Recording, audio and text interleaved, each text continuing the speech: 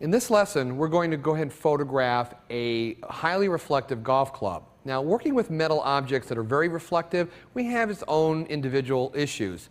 You have to light what the metal sees, not the metal itself. In this case, we're talking about a fairly round item.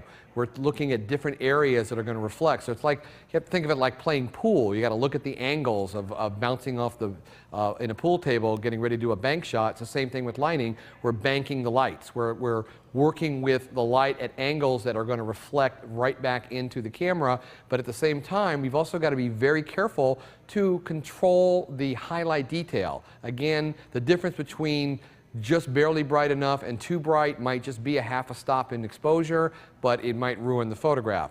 In this case, I want to make a golf club shot that could be used against a white background or could be dropped out against a darker background. So in either case, I've got to make sure that the white does not exceed the pure 255 white.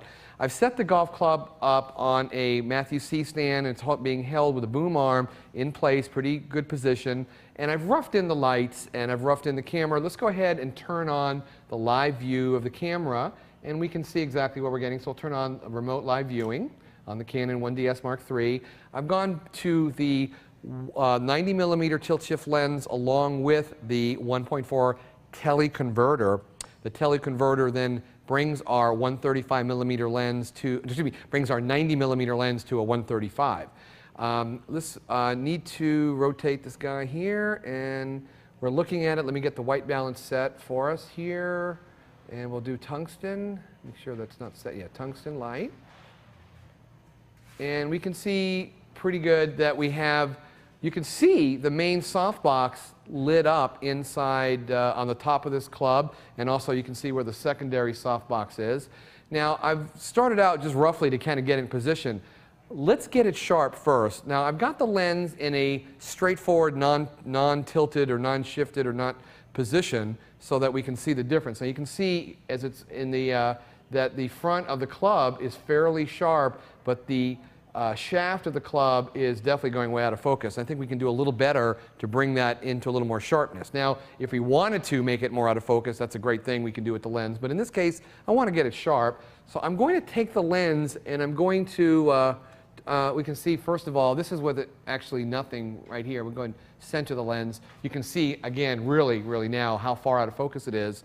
And as I turn and tilt the lens toward the camera, I'm taking the lens and shifting it towards the camera, so now the lens, the front of the lens element is in the same diagonal position as the club, going away from me to the right.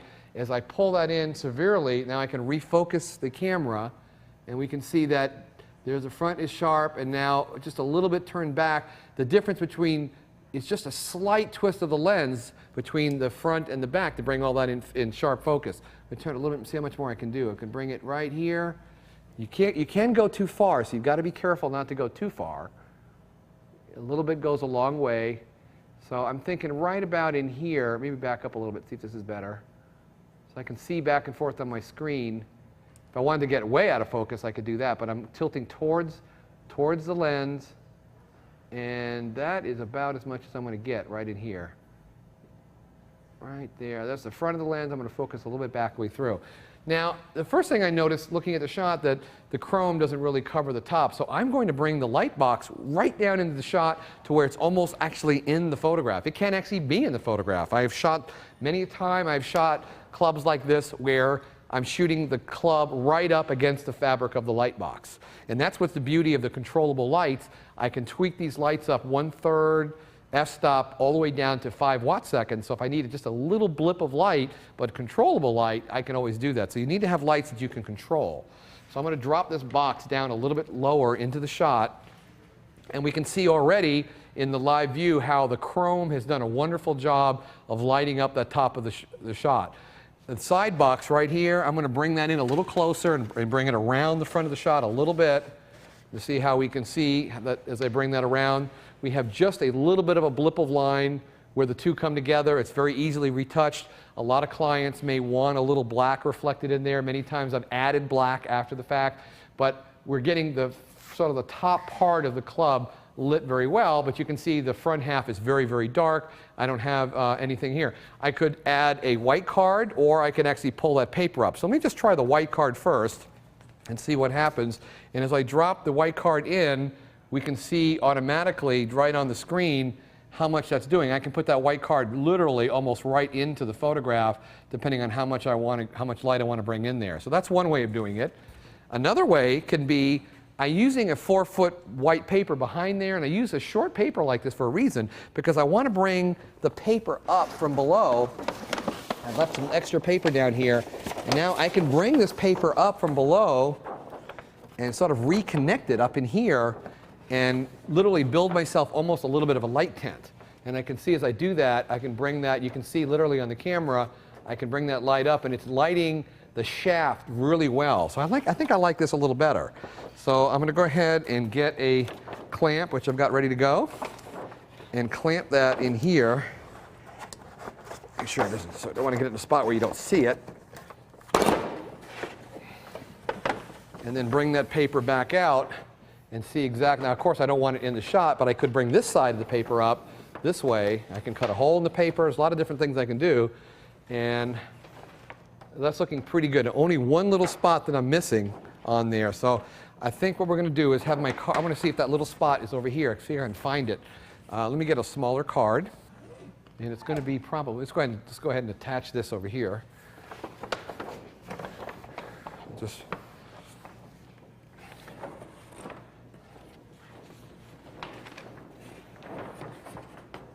and I'm looking for one more spot that I can see if I can fill in here. And it looks like it's going to be right down in here. That's where it is, right here. That's my spot. I can see if I line that card up there, that one little spot, you can see in and out, in, out. You can see how that's really lining up nicely right there. So I think what I just need to do is get a couple of quick clamps here. And let's set that up.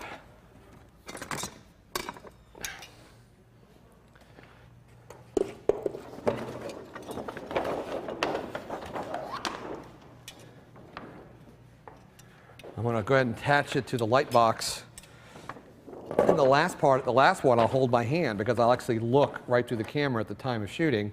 So that's giving me except for it's in the shot a little bit, we'll pull that out just a little bit in here. That's giving me a really, really nice reflection inside the shot. Let me focus right on the front of this guy now. I can see right where I can see it better. I can focus a little better. And you know, it's not a perfect club. If you thought by shooting new photography, I do a lot of prototyping, but the prototypes are usually in really bad shape. So you have to be used to product that's been handled by the salespeople. It may be a one-of-a-kind. It may be something that was handmade. So a lot of times the products are not perfect. So you have to consider what is the product supposed to look like, not what does the product look like. A lot of times the skill of the photographer is also needed in prototyping and changing the texture of the metal. It's got to look chrome. It's got to look very, very reflective. It can't look like it has a matte finish. You can't spray it with dulling spray just to get something to show up. Chrome things have to look chrome, and satin has to look satin. So we have to be very, very aware of that. I'm going to go ahead and take a basic, before I even start dealing with the cards, let's just take a basic exposure. We'll close down our live view, and we're looking now into the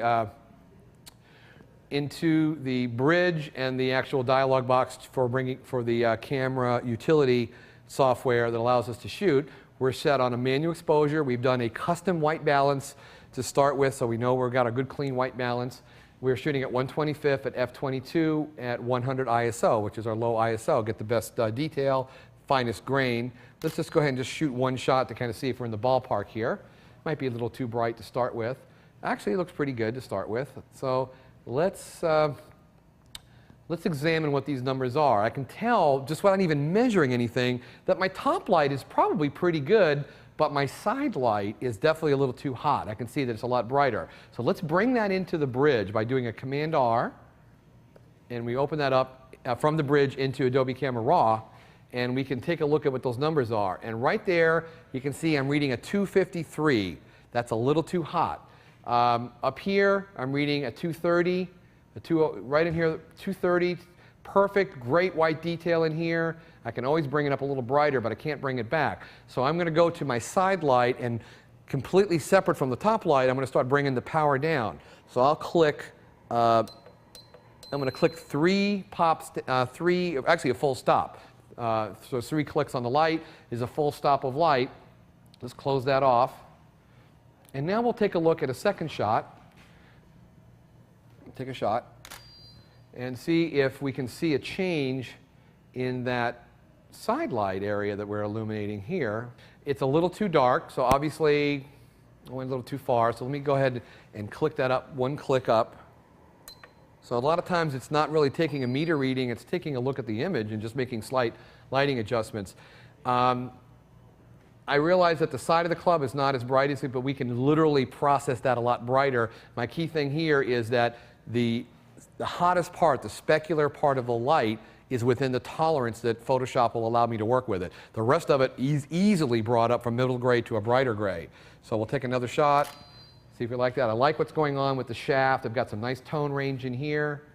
That's reading pretty good in here. I'm going to go ahead and open this up. I clicked it, made it highlighted. Command R brings me into Adobe Camera Raw. Let me take a look at that number, and we are 231 and 190s on the top. Now it looks to me like I might be able to raise the power on the top a little bit because the top is not as bright. So I've lowered the side light, and I will bring this light up just a little bit brighter. Here, and we'll take up 2/3 of a click up. So we'll be a little more top light coming in. We'll cancel this, and this should pretty much do what we need to. New image coming in.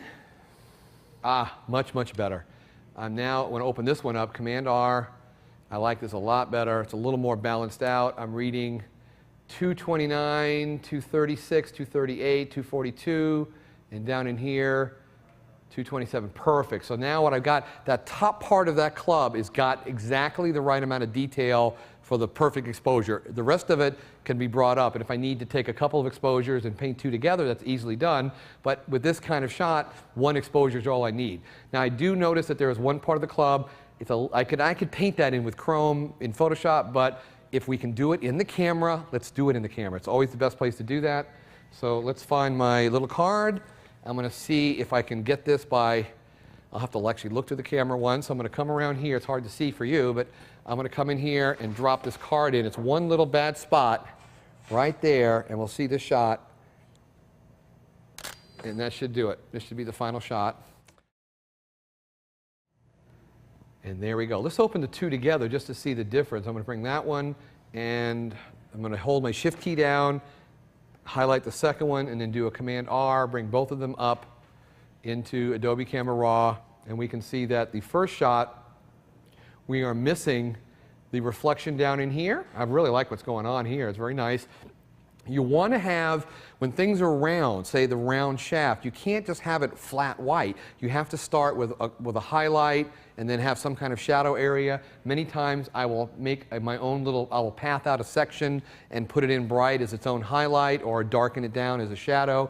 So you're trying again to sculpt the light. That's our job, is to sculpt that light on something that's very tough to deal with. Because of its roundness and reflection, you're dealing with so many different angles, you have to sort of appease all of them at one time. When we look at the more finished version here, you can see how I really like the actual gradation of the chrome going up. It's got a little stopping point, but I will probably, in Photoshop, I might blend that one area together right in here. I might blend that area in just a little bit so it blends. I got a nice line separating against the white background. When that turns white, that's really going to jump out. And then we just do a little cloning or a little healing to take out a few of the built-in smudges that's been handled by the sales teams, as this is probably considered a one-of-a-kind club. Generally, in product photography, you're working with a one-of-a-kind image, and you're not able to say just pick from 50 of them and shoot the best one. A lot of times they're being made. You have the only one-of-a-kind. It is what it is, and it's up to the photographer to take the worry out of the client. The client doesn't need to worry about clipping past and retouching defects. The client wants a finished picture, and these are all billable things that you can add to the production. There's photography and there's post-production, and we need to learn how to bill the post-production as a separate item. We have to teach our clients that just because we do everything we can in the camera to get it right doesn't mean it's perfect every time, and we need to be sort of compensated for the time it takes for us to do that extra effort. Being photographer, a lot of times we find ourselves being perfectionists, and we take it even farther than what the client wants. In this case, I want to give them something really, really nice that they will be able to, and we sharpen it up, brighten up that front of the club just a little bit, and that thing will jump right off the page.